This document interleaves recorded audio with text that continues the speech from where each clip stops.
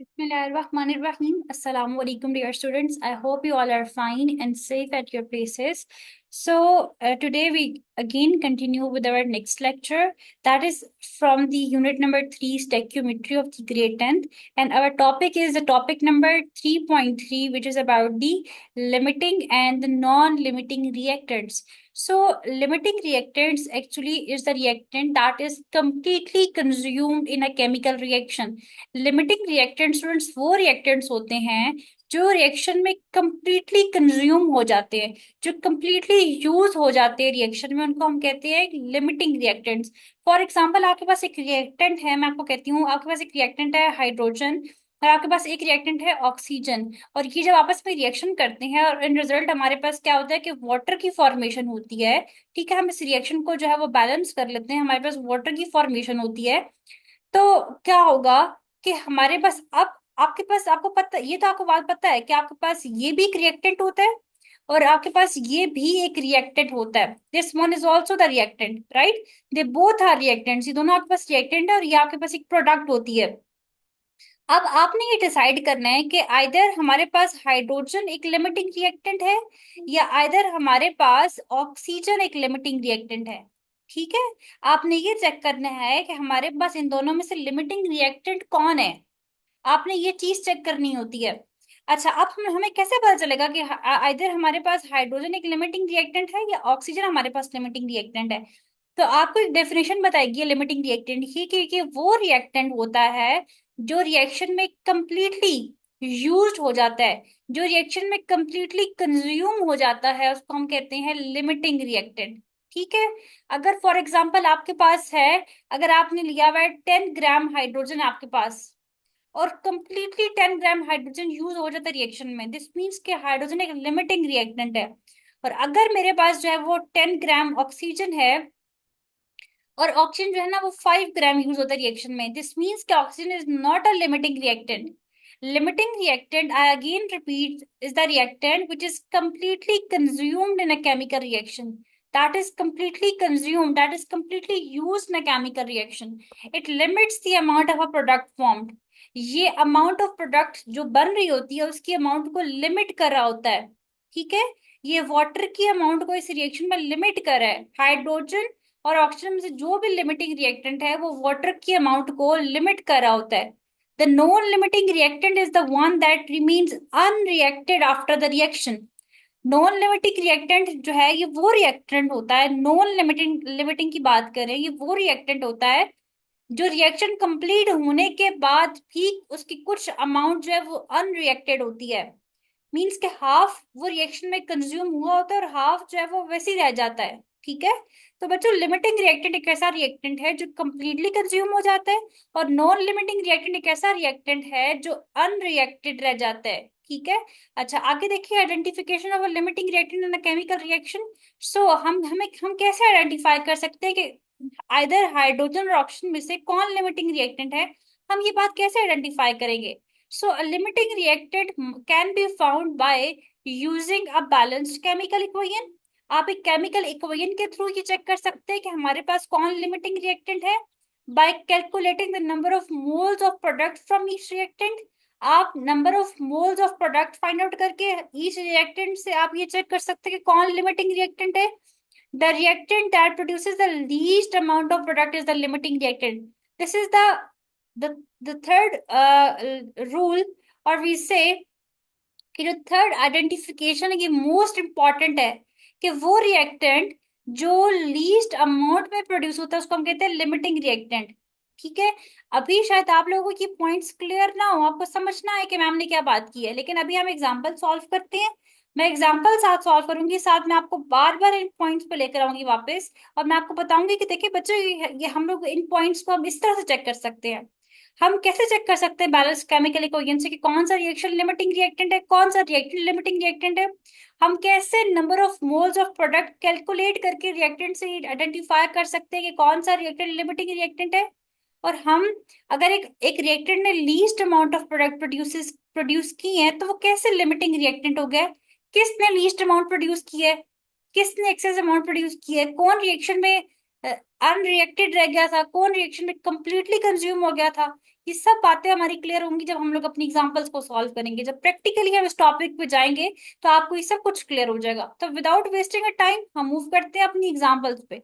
आपकी जो एग्जांपल है बुक में, which is the example number 3.3.1, हम यहाँ पे करने जा रहे हैं एग्जाम्पल नंबर 3.3.1। अच्छा, अब स्टेटमेंट देखिए एग्जाम्पल नंबर 3.3.1 की। इट सेज दैट, आपको क्या यहाँ पे गिवन है, मैं कंप्लीट स्टेटमेंट नहीं लिख रही, मैं आपको बता रही हूँ कि यहाँ पे क्या गिवन है। आपको गिवन है 10 मोल्स ऑफ H2। मीन्स के जो H2 के मोल्स गिवन है वो क्या है आपके पास, 10 मोल्स।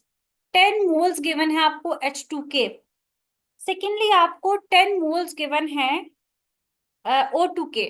O2 मीन्स ऑक्सीजन के जो मोल्स गिवन है वो आपके पास क्या है, 10 मोल्स। ठीक है। इसके बाद वह रिएक्टेड टू प्रोड्यूसेस वाटर। कह रहे हैं कि जब H2O2 से रिएक्शन करता है, जब हाइड्रोजन ऑक्सीजन से रिएक्शन करता है तो हमारे पास वाटर प्रोड्यूस होता है। Which one of the reactant is the limiting reactant. आपने ये चेक करना है कि which one is the limiting reactant. आपने यहाँ पे लिमिटिंग रिएक्टेंट आइडेंटिफाई करना है। ठीक है। जिस तरह से स्टेप बाय स्टेप मैं कर रही हूँ, आपने भी उसी तरह से स्टेप बाय स्टेप फॉलो करना है इसको। आपको गिवन था H2 के मोल्स, आपको हाइड्रोजन के मोल्स गिवन है 10 मोल्स हैं, आपको ऑक्सीजन के मोल्स गिवन है 10 मोल्स हैं, और आपको लिमिटिंग रिएक्टेंट गिवन नहीं है। ठीक है। अच्छा, उसके बाद अब हमारे पास आ जाता है केमिकल इक्वेशन। बच्चों हम यहाँ पे ये भी लर्न करेंगे कि केमिकल इक्वेशन को बैलेंस कैसे किया जाता है। ठीक है। अच्छा, अब आप इसको अगर देखें तो मेरे पास यहाँ पर क्या है कि रिएक्शन आपके पास एक एक अगर हम लोग यहाँ पे एक रिएक्शन देखें तो रिएक्शन क्या होगा हमारे पास। अब आपसे कहा गया क्वेश्चन में कि आपको देखिए, अब आपको क्वेश्चन के अंदर रिएक्शन तो गिवन ही नहीं है, एक केमिकल इक्वेशन तो सॉरी गिवन ही नहीं है। तो दिस मीन्स कि आपको केमिकल इक्वेशन खुद लिखनी है यहाँ पे। ठीक है। आपको ये बता दिया गया कि H2 ने, हाइड्रोजन ने रिएक्शन किया ऑक्सीजन के साथ, तो रिजल्ट में मेरे पास वाटर प्रोड्यूस हो गया। लेकिन मेरे पास ये इक्वेशन बैलेंस नहीं है। अच्छा, कुछ बातें जो है ना अपनी बेस क्लियर कर लें। आपको पता हो हमेशा कि हाइड्रोजन हमेशा H2 की फॉर्म में होता है। ठीक है। हाइड्रोजन हमेशा, कभी भी आपको हाइड्रोजन ऐसे किसी रिएक्शन में अलग से नजर नहीं आ रहा होगा। ऑक्सीजन कभी आपको सिंपल O की फॉर्म में नजर नहीं आएगा, हमेशा O2 की फॉर्म में नजर आएगा किसी भी रिएक्शन के अंदर। नाइट्रोजन आपको हमेशा रिएक्शन में N2 की फॉर्म में मिलता होता है। ठीक है। तो कुछ बातें हैं, इनको अपने पास लिख ले। जैसे आप देखिए कि आपको कभी भी फ्लोरीन F2 की फॉर्म में नहीं, बल्कि फ्लोरीन आपको वैसे भी मिल जाता है। ठीक है, रिएक्शन के अंदर। अच्छा, आप देखिए H2। दूसरी बात ये अपने पास माइंड में रखना कि हाइड्रोजन एक गैसियस स्टेट में होती है, एक गैस है। ऑक्सीजन भी एक गैस है। लेकिन वाटर, क्या वाटर गैस है? No, water is not a gas, water is a liquid. अब यहां तक हमने एक केमिकल इक्वेशन लिख दी, लेकिन ये केमिकल इक्वेशन अभी तक बैलेंस नहीं है।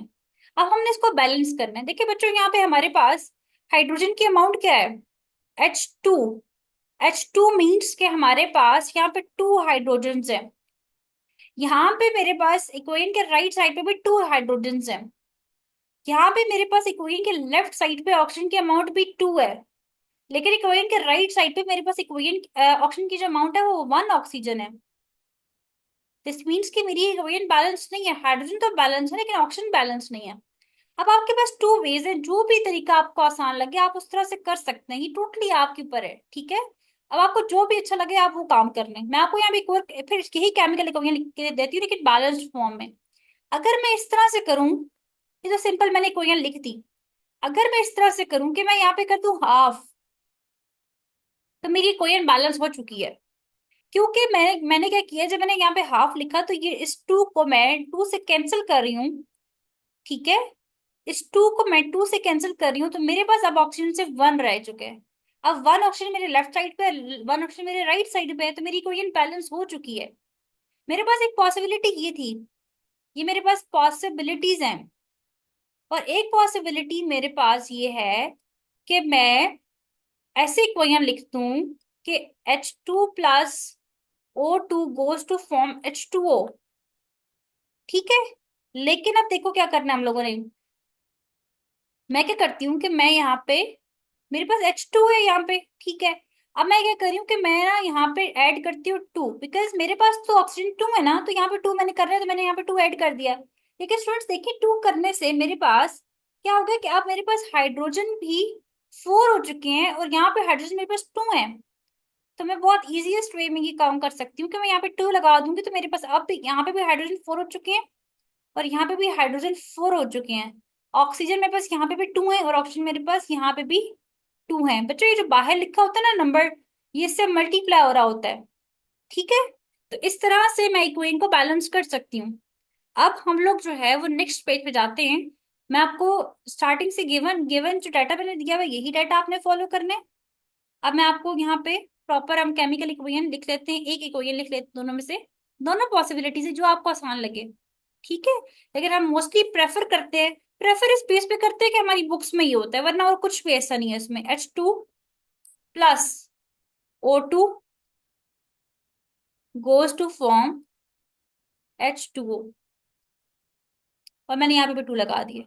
इसको प्रेफर करने की कोई एक स्पेसिफिक रीजन है, इसको प्रेफर इसलिए मैं कर रही हूँ बिकॉज ये आपकी बुक में गिवन है। तो बहुत से बच्चों को कंफ्यूजन हो जाती है कि मैम ने पता नहीं कौन सी इक्वेशन लिख दी है, तो मैंने इसलिए इसको प्रेफर किया ताकि बच्चों को कंफ्यूजन ना हो। अब हम आ जाते हैं अपने वही स्टेप्स फॉलो करते हैं। हमने क्या करना है, हमने ना लिमिटिंग रिएक्टेंट फाइंड आउट करना है। तो मैं आपको पहले बताती हूँ कि लिमिटिंग रिएक्टेंट फाइंड कैसे होता है। अब बच्चों आप लोगों ने क्या करना है, आपको पता है कि आपको यहाँ पे हाइड्रोजन के मोल्स गिवन है, आपको वाटर ऑक्सीजन के मोल्स गिवन है, लेकिन आपको यहाँ पे वाटर के मोल्स गिवन नहीं है।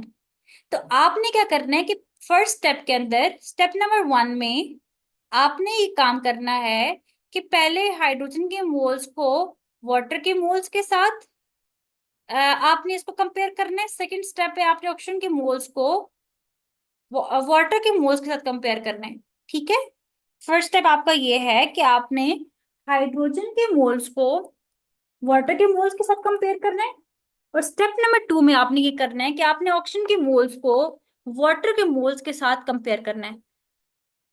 दोनों का कंपैरिजन करके आपने ये चीज चेक करनी है कि हमारे पास किस के रिजल्ट में, आइदर जब हमने वाटर का कंपैरिजन हाइड्रोजन से किया था या जब हम लोगों ने वाटर का कंपैरिजन ऑक्सीजन से किया था, तो किस टाइम पे हमारे पास जो प्रोडक्ट आई थी, प्रोडक्ट की अमाउंट लेस थी।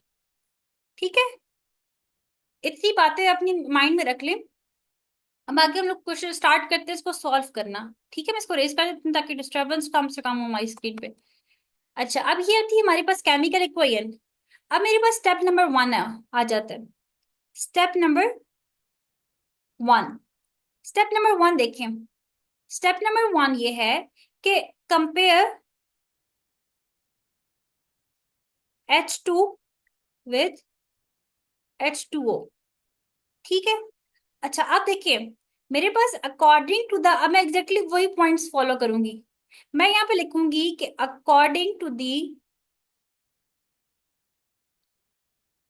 Balanced chemical equation, balanced chemical equation, मैं कहती हूँ कि जो बैलेंस्ड केमिकल इक्वेशन जो कि ये गिवन है, इसके अकॉर्डिंग जो मोल्स हैं वो क्या है।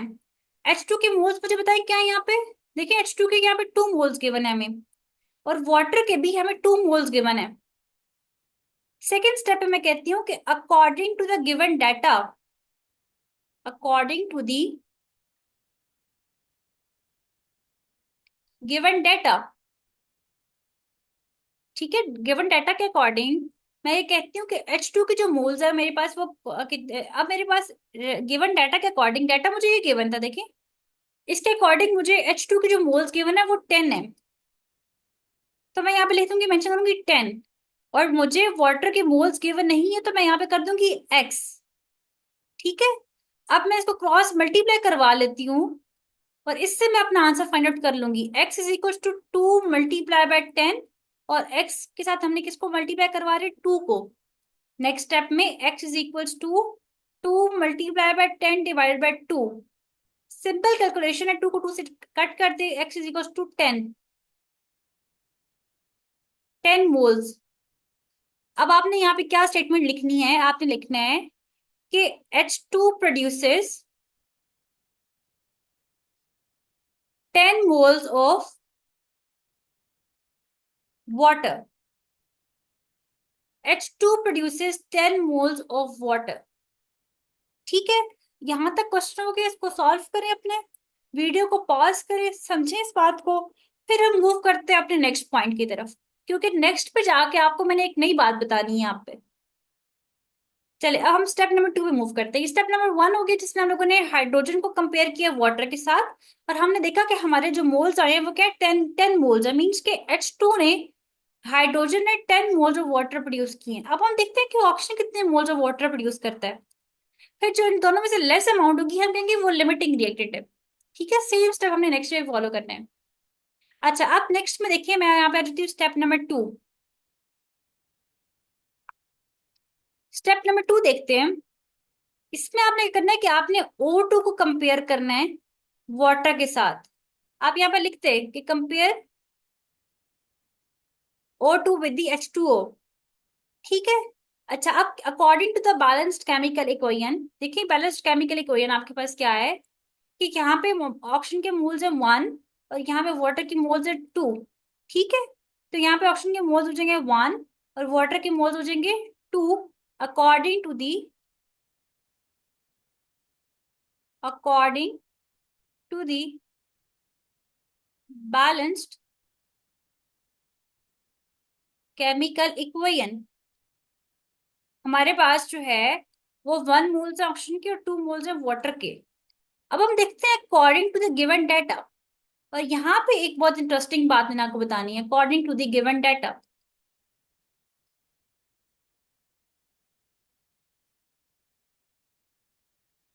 अच्छा बच्चों, ये एक बात मैं आपको बताती हूँ कि यहाँ पे है गिवन डाटा के अकॉर्डिंग आपको जो मोल्स गिवन है वो है 10। ठीक है, 10 मोल्स गिवन है according to the given data. अब हम यहाँ पे लिखते हैं ऑक्सीजन के मोल्स गिवन है हमें 10 और वाटर के मोल्स हमें नहीं गिवन। सो हम करके इस तरह से कर लेते हैं कि यहाँ पे हो जाएगा x इज इक्वल टू 2 × 10, क्योंकि x से तो मल्टीप्लाई हो रहा है 1 ना, तो x इज इक्वल टू क्या हो जाएगा 20 मोल्स। ठीक है, नीचे हम मेंशन कर देते हैं कि O2 produces 20 moles of water. O2 produces 20 moles of water. अच्छा, अब अगर आप देखें कि ऑक्सीजन ने कितने हाइड्रोजन ने कितने मोल्स प्रोड्यूस किए थे, it produces 10 moles of water, और हमारे पास ऑक्सीजन ने प्रोड्यूस किए हैं 20 मोल्स ऑफ वाटर। तो अगर आप आइडेंटिफिकेशन का थर्ड पॉइंट देखें तो वो पॉइंट आपको कहता है कि the reactant that produces the least amount of product is the limiting reactant. वो रिएक्टेंट जो least amount of product produce करता है उसको लिमिटिंग रिएक्टेंट कहते हैं। ये बात मैं नहीं, ये बात आपकी बुक कह रही है। ठीक है, तो अब ये देखें कि हमारे पास वो रिएक्टेंट, ये दोनों रिएक्टेंट्स है ना, hydrogen oxygen, they both are reactants. So the reactant which produces least amount of product, जो कम प्रोडक्ट प्रोड्यूस करता है, that is the limiting reactant. So decide आप खुद कर सकते हैं, समझदार आप खुद बहुत हैं। आप खुद देखिए कि हाइड्रोजन ऑक्सीजन में से कौन लिमिटिंग रिएक्टेंट होगा। डेफिनेटली हम ये कहते हैं कि hydrogen is the limiting reactant. मैं यहाँ पे लिखती हूँ कि H2 is the limiting reactant. Why it is the limiting reactant? Because it produces least amount of product. ठीक है, आप आगे लिख लीजिएगा, because it produces least amount of product. That is why we call it the limiting reactant. Question हमारा हो गया complete. यहां तक हम लोगों ने फाइंड आउट कर लिया है कि हमारे पास लिमिटिंग रिएक्टेंट कौन है। बहुत इजी क्वेश्चन है, कोई भी क्वेश्चन आ जाए तो आप आराम से कर सकते हैं। लेकिन जो इंटरेस्टिंग बात मैंने बतानी थी वो मैंने लास्ट में इसलिए रखी है कि बच्चे पहले अपना कॉन्सेप्ट क्लियर कर लें। अब मैं आपको बताती हूँ ये जो इंटरेस्टिंग बात है। इंटरेस्टिंग बात ये है कि हमारी बोर्ड ने बुक्स तो चेंज कर दी है फेडरल बोर्ड ने, लेकिन फेडरल बोर्ड की बुक्स में बहुत सी मिस्टेक्स भी आपको नजर आएंगी।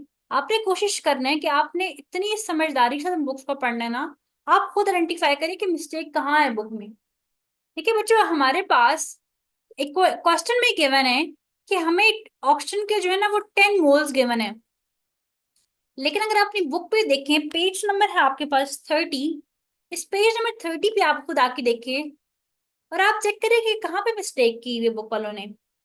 अगर आप देखें तो आपको एक क्वेश्चन में गिवन है कि 10 मोल्स हैं ऑक्सीजन के, और अगर आप जो आके सोल्यूशन के अंदर आंसर में देखें तो यहाँ पर जब उन्होंने ऑक्सीजन के मोल्स को, O2 के मोल्स को उन्होंने कंपेयर किए वाटर के मोल्स के साथ, तो उन्होंने कहा कि according to the balanced chemical equation 1 mole oxygen के और 2 मोल्स वाटर के हैं। फिर वो कहते हैं 7 मोल्स ऑक्सीजन के और वाटर के मोल्स हमें नहीं पता। बाद में क्रॉस मल्टीप्लाई करके और उन्होंने इसको 7 2 करके 14 कर दिया है। क्यों 14 कर दिया है यहाँ पे, क्यों 7 आया है?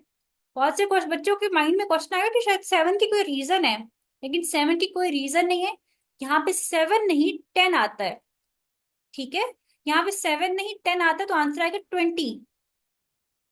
अब ये 7 क्यों मेंशन है? 7 इसलिए मेंशन है बिकॉज जो ओल्ड बुक्स थी फेडरल बोर्ड की, सॉरी केमिस्ट्री की जो ओल्ड बुक्स थी नेशनल बुक फाउंडेशन की, उन बुक्स में एग्जैक्टली यही टॉपिक था, limiting and non limiting reactant. और उस टाइम जो एग्जाम्पल थी उसमें क्वेश्चन में भी 7 गिवन था और आंसर में भी 7 गिवन था, तो वो तो बात ठीक थी। अब जब उन्होंने कोर्स को चेंज किया है तो इन्होंने क्वेश्चन में तो चेंज कर दी, लेकिन सोल्यूशन में उन्होंने शायद उसी को एग्जैक्ट कॉपी पेस्ट किया है, तो यहाँ पे चेंज करना उनको याद नहीं रहा। ठीक है, इसलिए आपने इस तरह की मिस्टेक्स को खुद आइडेंटिफाई करना आपको पता होना चाहिए। इसीलिए डे वन से मेरा ये मकसद है कि आप सब अपना कॉन्सेप्ट क्लियर करें। जब आपके कॉन्सेप्ट क्लियर होंगे तो आप इस लेवल तक आ जाएंगे कि आपके बुक्स की मिस्टेक खुद निकालेंगे। ठीक है, सो यहाँ तक हम लोगों ने अपनी एग्जाम्पल नंबर 3.3.1 टॉपिक और उस एग्जाम्पल कवर कर लिए। इंशाल्लाह नेक्स्ट एग्जाम्पल में आपको लेक्चर में आपको 3.4 कवर करवाऊंगी, और साथ हम कॉन्सेप्ट असेसमेंट एक्सरसाइज के कुछ क्वेश्चंस भी सॉल्व करेंगे। इस चैप्टर के कंप्लीट नोट्स के लिए उसमें ईच एंड एवरीथिंग अवेलेबल होगी आपको। उन नोट्स के अंदर कॉन्सेप्ट असेसमेंट एक्सरसाइजेस, उसके अंदर आपको एग्जांपल्स, उसमें आपको उसके अंदर ये जो सब टॉपिक्स हैं इनके कंप्लीट नोट्स, हर टॉपिक के साथ उसके मल्टीपल चॉइस क्वेश्चंस 20 MCQs हर टॉपिक के साथ, और लास्ट में सॉल्व एक्सरसाइज जिसमें एमसीक्यूज भी आपके पास सॉल्व होंगे, short questions long questions each and everything included होगी। वो आपको मिल सकते हैं, मेरे व्हाट्सएप पे कांटेक्ट कीजिए और मुझसे नोट्स आके ले लें। ठीक है, मेरा व्हाट्सएप नंबर गिवन है, मैं आपको यहाँ पे शो कर देती हूँ, +92 370565795 1, ये मेरा नंबर है, इस पे कांटेक्ट करके आप नोट्स ले सकते हैं। और खुद भी सीखें, बाकियों को भी बताएं, अपनी क्लास फेलोज के साथ भी शेयर करें नॉलेज, क्योंकि जब आप नॉलेज शेयर करते हैं तो आपके कॉन्सेप्ट्स क्लियर होते हैं, आपकी क्यूरीज क्लियर होती हैं। ठीक है, सो मुझे अपनी दुआ में याद रखिएगा, चैनल को सब्सक्राइब कीजिएगा जरूर, वीडियो को पसंद आए तो इसको लाइक कीजिएगा, अगर आपको लगता है कि ये वीडियो आपके लिए प्रोडक्टिव साबित हुई है, आपने कुछ ना कुछ इसमें सीखा इन 20 मिनट्स में, तो इसको जरूर लाइक कीजिएगा और कमेंट भी कीजिएगा।